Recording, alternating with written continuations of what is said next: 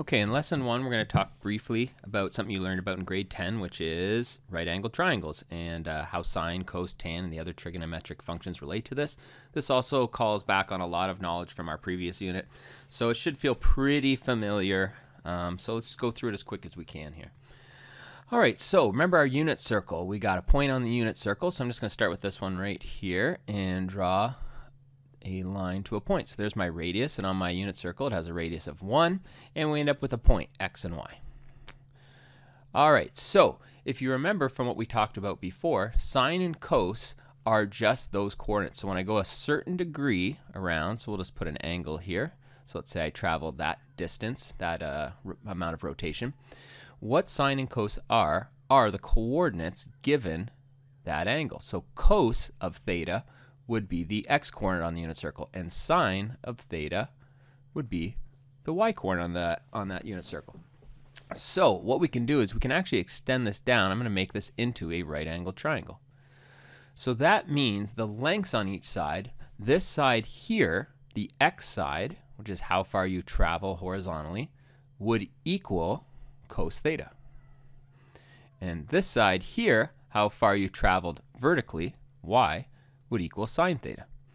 Now, what we're trying to do here is relate how we solve a right angle triangle to coordinates on the unit circle. We're kind of joining those two together. All right, so what if we, that's great, we can use that to solve for a triangle that only has a radius of 1, but obviously we're going to deal with triangles of much bigger and smaller sizes. So let's just think about a bigger one for now, because it's the same concept to a smaller one. What if I go beyond that circle, right? And what if, oops, sorry, that line's not very good. Bear with me here, you know. All right, there we go. There's a right angle triangle. Now I got some coordinate way out here, some x and y coordinate off of my unit circle. So now my radius, I'm just going to write r. Could be any number. We don't know what it is, right? It's much longer than 1 or somewhat longer than 1. Well, the sides of this triangle have just been multiplied or factored or scaled larger by a factor of r. So what that means is this side of the triangle, x, the length of this side of the triangle, is r times cos theta. And this side here would be y equals r times sine theta. So we could solve for the missing sides of the triangle using that.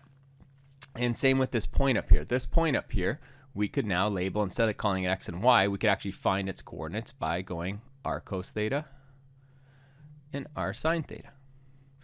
So what we're doing is we're taking what we learned before and we're thinking about it more in terms of just a triangle. Okay, so I'm going to redraw that triangle that we just talked about above, except I'm going to now remove the unit circle from it. So this is going to be kind of our starting triangle. So r is our radius, and we just said that x would be r times cos theta. That would give us this length. And this side would be y equals r sine theta. That would be this length. And there's the angle we're talking about. Now, obviously, there's another angle up in the top corner.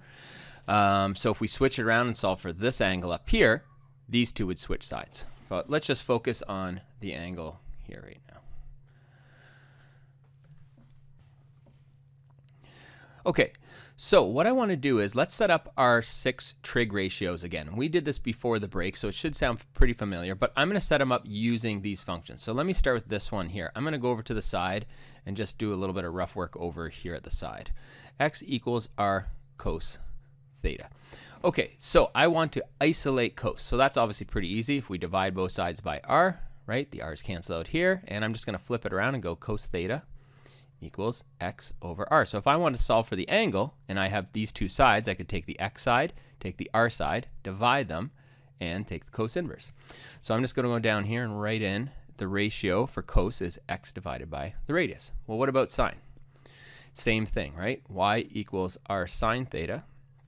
So if we divide both sides by r, we can isolate sine, and I'm just going to flip it around here, put the sine on this side. Sine equals y divided by r. Sine equals y divided by the radius. Okay, so there's our first two. Sine is the y coordinate, or the length of y divided by the radius, and cos is x divided by r. The final one is tan. So if you remember the definition of tan, tan is just sine divided by cos. Well, we just defined what sine and cos are. So sine we just said is x divided by r, and we're going to divide that by cos, which is, oops, sine is y divided by r, my bad. Okay, y divided by r. There we go. And cos is x divided by r, the radius.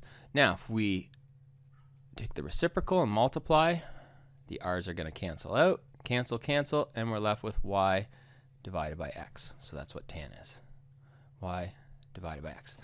Okay, now if you remember our reciprocal functions, cosecant, secant, and cotangent, those are just the reciprocals of the ones above. So all I need to do to find cosecant is just flip it, r divided by y.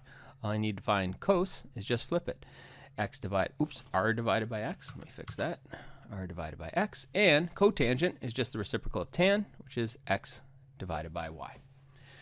All right, so that's how we can set up our 6 primary trig ratios. We're not even solving right now. We just want to figure out where everything goes and define them, okay? So take a good look at these: sine, cos, tan, cosecant, secant, and cotangent.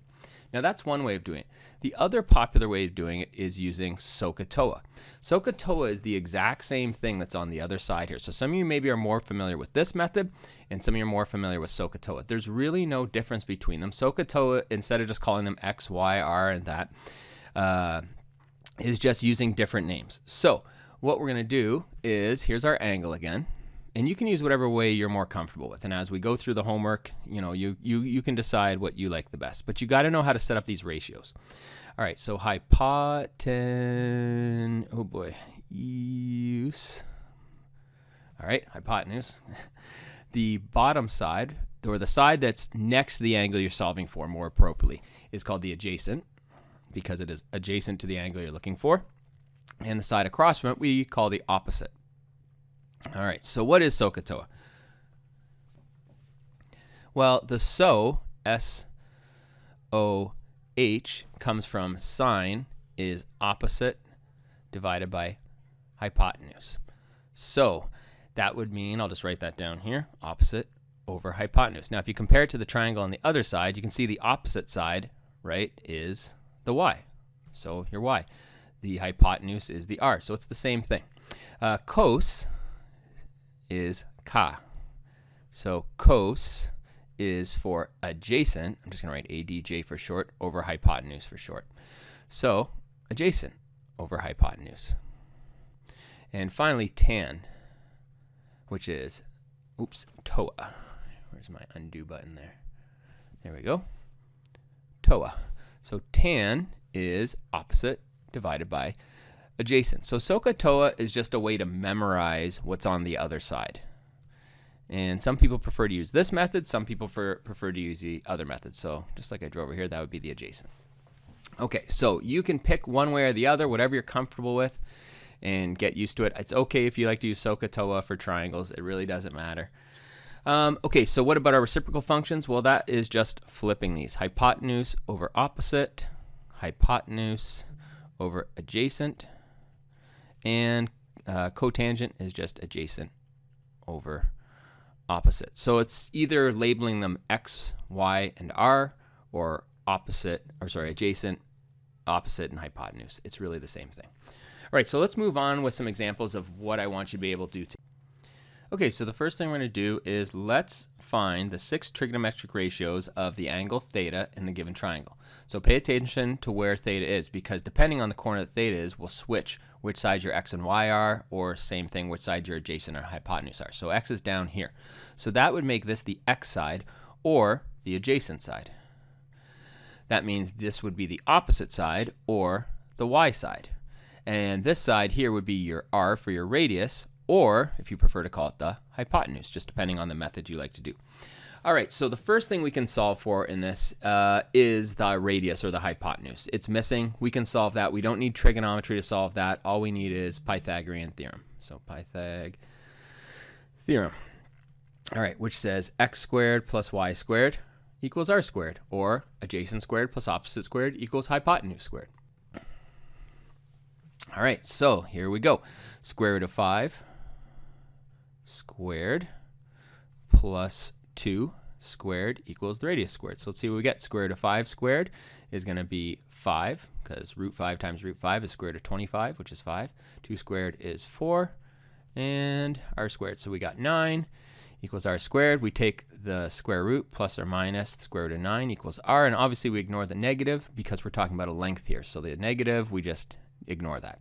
So we just need the positive square root of 9, which is 3. So there's our radius. So I'm going to go label that on our diagram there. Okay, now that we have the radius, it's going to be really easy to set up our trig ratios. Here we go. Sine.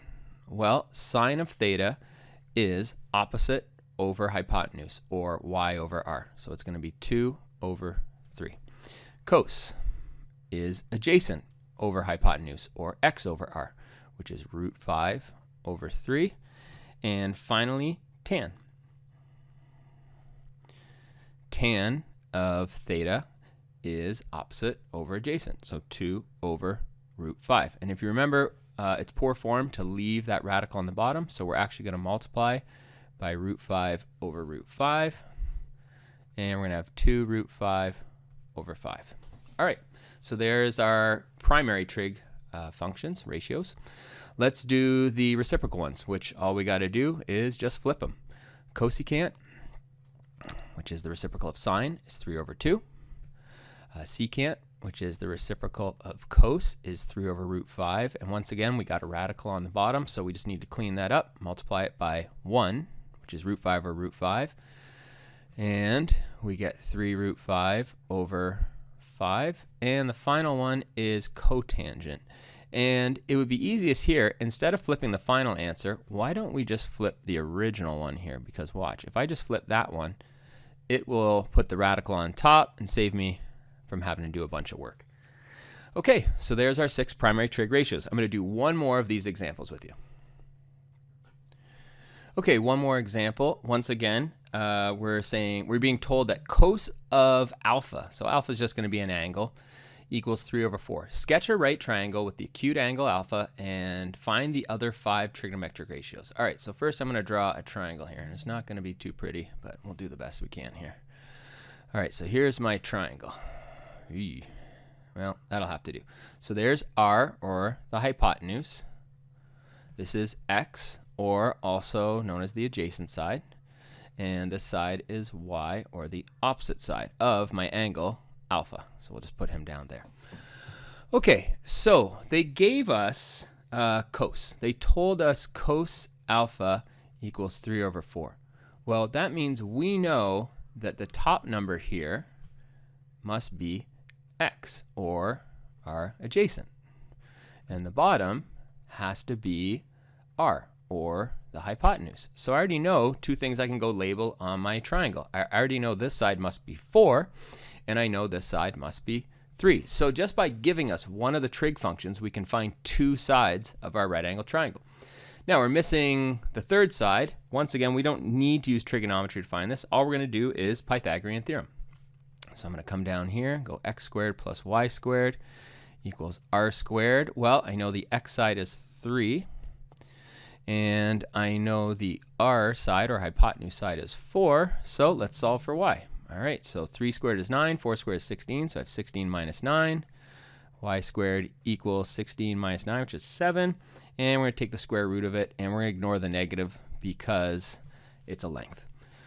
Okay, so we got the square root of 7. Let's not write it as a decimal, let's just leave it as that. So I'm going to go over there and label that on my triangle. So now I know all 3 sides. Once I know all 3 sides, I can find all 3 trigonometric ratios. So let's do that right now. Let's start with sine.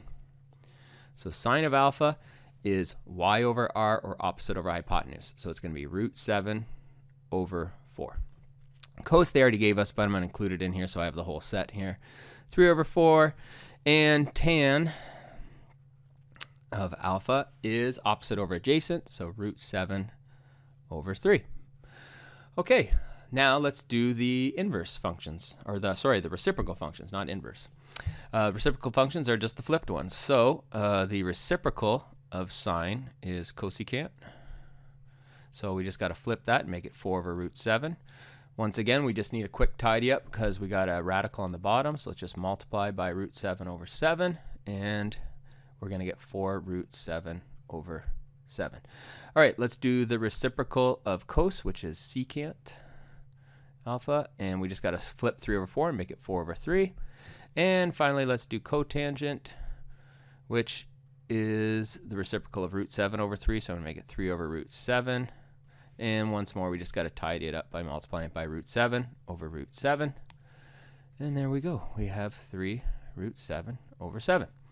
Okay, so that's the end of today's first skill. What you need to be able to do is find the 6 trigonometric functions, write out their ratios the same way I did given the information. Okay, so give them a try.